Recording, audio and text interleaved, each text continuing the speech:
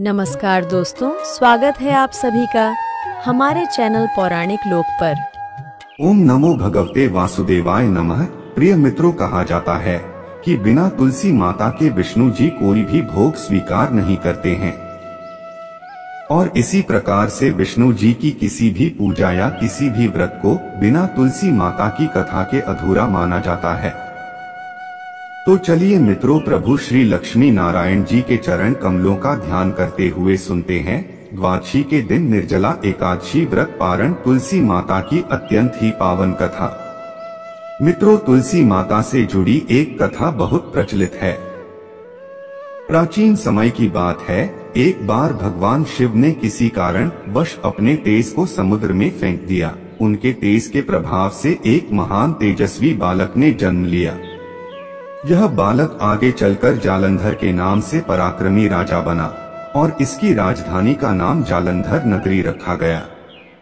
जब जालंधर विवाह के योग्य हुआ तो दैत्य राज की कन्या वृंदा का विवाह जालंधर से संपन्न हुआ। जालंधर एक क्रूर महाराक्षस था जो सदा ही अपनी सत्ता के मद में चूर रहता था। विवाहित होने बाद भी एक समय उसने माता लक्ष्मी को पाने की कामना से देवताओं से युद्ध करने का निर्णय लिया। उसने अपने पूरे बल और पूरी सेना के साथ युद्ध आरंभ किया। देवताओं और असुरों के बीच यह भीषण युद्ध बहुत समय तक चला। शिव जी के तेज से उत्पन्न होने के कारण उसने सभी देवताओं को पराजित कर दिया, परंतु माता लक्ष्मी को पराजित नहीं कर सका, क्योंकि माता लक्ष्मी का जन्म भी समुद्र यानी कि जल से हुआ था। समुद्र से ही उत्पन्न होने के कारण माता लक्ष्मी ने उसे अपने तेज से, अपने बल से पराजित कर दिया और भाई के रूप में स्वीकार कर लिया। वहां से पराजित होकर वह देवी पार्वती की सुंदरता पर मोहित हो गया और पार्वती माता को पाने की लालसा से कैलाश पर्वत पर गया। उसके मन में यह विचार आया कि लक्ष्मी जी न सही तो देवी पार्वती को तो मैं अवश्य ही प्राप्त कर लूं। जालंधर ने माता पार्वती को छलने के लिए एक योजना बनाई और वह भगवान देवाधिदेव शिव का ही रूप धरकर माता पार्वती के समीप गया। मां पार्वती ने उसे अपने समक्ष देखते ही अपने योग बल और सतीत्व से उसे तुरंत पहचान लिया तथा वहां से अंतर्ध्यान हो गई और भगवान विष्णु के समक्ष बैकुंठ धाम में पहुंची। वहां जाकर देवी पार्वती ने क्रोधित होकर सारा वृतांत भगवान विष्णु को सुनाया। मित्रों, दरअसल जालंधर की पत्नी वृंदा अत्यंत पतिव्रता स्त्री थी और उसी के पतिव्रत धर्म की शक्ति से जालंधर न तो मारा जाता था और न ही पराजित होता था। इसीलिए जालंधर का नाश करने के लिए वृंदा के पतिव्रत धर्म को भंग करना बहुत जरूरी था। इसी कारण भगवान विष्णु ऋषि का वेश धारण कर वन में जा पहुंचे, जहां वृंदा अकेली भ्रमण कर रही थी। भगवान के साथ दो मायावी राक्षस भी थे, जिन्हें देखकर वृंदा भयभीत हो गई। ऋषि रूपी विष्णु जी ने वृंदा के सामने छल करने के लिए अपने बल और तप से दोनों राक्षसों को भस्म कर दिया। उनकी शक्ति को देखकर वृंदा बहुत प्रभावित हो गई। वृंदा ने मन में विचार किया कि क्यों न मैं इनसे कैलाश पर्वत पर महादेव के साथ युद्ध कर रहे अपने पति जालंधर के बारे में पूछूं। ये इतने ज्ञानी मालूम पड़ते हैं, जरूर ही ये मेरी समस्या का समाधान करेंगे। ऋषि रूपी विष्णु जी ने वृंदा की बात को सुना और अपने माया जाल से दो वानर प्रकट कर दिए। एक वानर के हाथ में जालंधर का सिर था तथा दूसरे के हाथ में उसका धड़ था। अपने पति की यह दशा देखकर वृंदा मूर्छित होकर गिर पड़ी। होश में आने पर उन्होंने ऋषि रूपी भगवान से विनती की कि वह उसके पति को जीवित कर दे। भगवान ने अपनी माया से पुनः जालंधर का सिर धड़ से जोड़ दिया, परंतु स्वयं भी वह उसी शरीर में प्रवेश कर गए। वृंदा को इस छल का जरा आभास न हुआ। जालंधर बने भगवान के साथ वृंदा का पतिव्रता का व्यवहार करने लगी, जिससे उसका सतीत्व भंग हो गया। ऐसा होते ही वृंदा का पति जालंधर युद्ध में हार गया। इस सारी लीला का जब वृंदा को पता चला तो उसने क्रोधित होकर भगवान विष्णु को शिला बन जाने का श्राप दे दिया। अपने भक्त के श्राप को भगवान विष्णु ने स्वीकार किया और शालिग्राम पत्थर बन गए।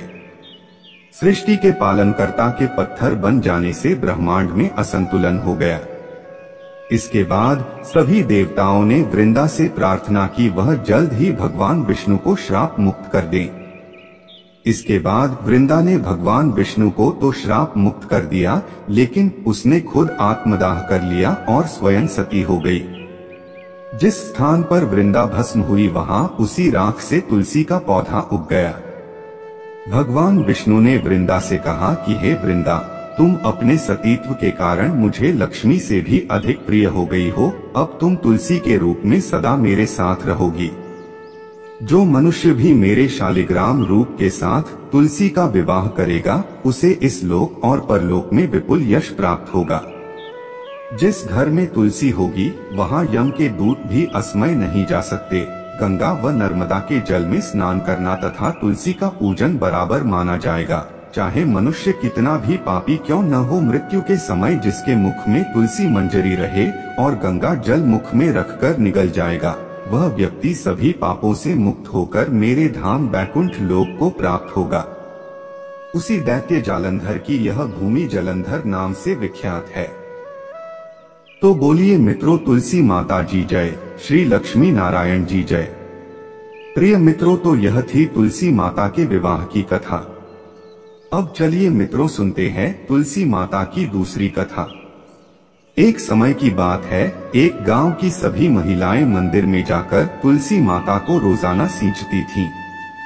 बाकी सभी महिलाएं तो तुलसी माता को सींचकर घर आ जाती, पर एक बुढ़िया माई रोज कुछ समय वहीं पर रुकती और तुलसी माँ को सींचकर कहती कि तुलसी माता, तुम सबकी दाता हो, मैं तेरा बिड़ला रोज सींचती हूँ, तुम मेरा निस्तारा करो। हे तुलसी माता, मुझे अड़ुआ दे, लडुआ दे, पीतांबर की धोती दे, मीठे मीठे ग्रास दे, बैकुंठ का वास दे, चटक की चाल दे, पटक की मौत दे, चंदन का काठ दे, झालर की झनकार दे, साईं का राज दे, दाल भात का जीवन दे, एकादशी का दिन दे, और जब मेरी मृत्यु हो तो श्री कृष्ण का कंधा दे।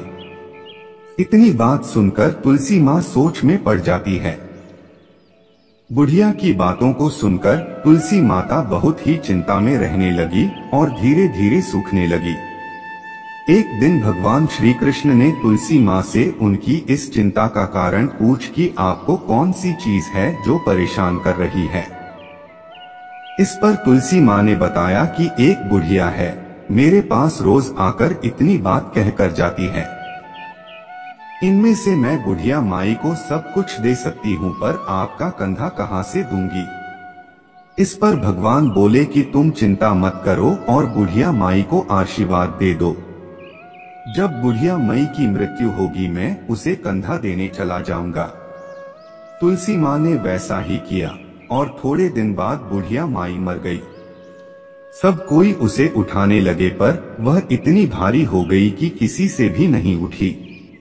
सब कोई कहने लगा कि पाप घाट की माला फिरती थी, जिसकी वजह से इतनी भारी हो गई।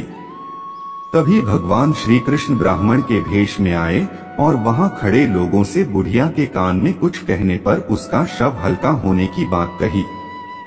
इस पर लोगों ने कहा कि तू भी अपने मन की निकाल ले। भगवान ने जाकर बुढ़िया के कान में कहा कि माई, तूने मेरी पत्नी का बिड़ला सींचा है, मैं करूं निस्तारा तेरा।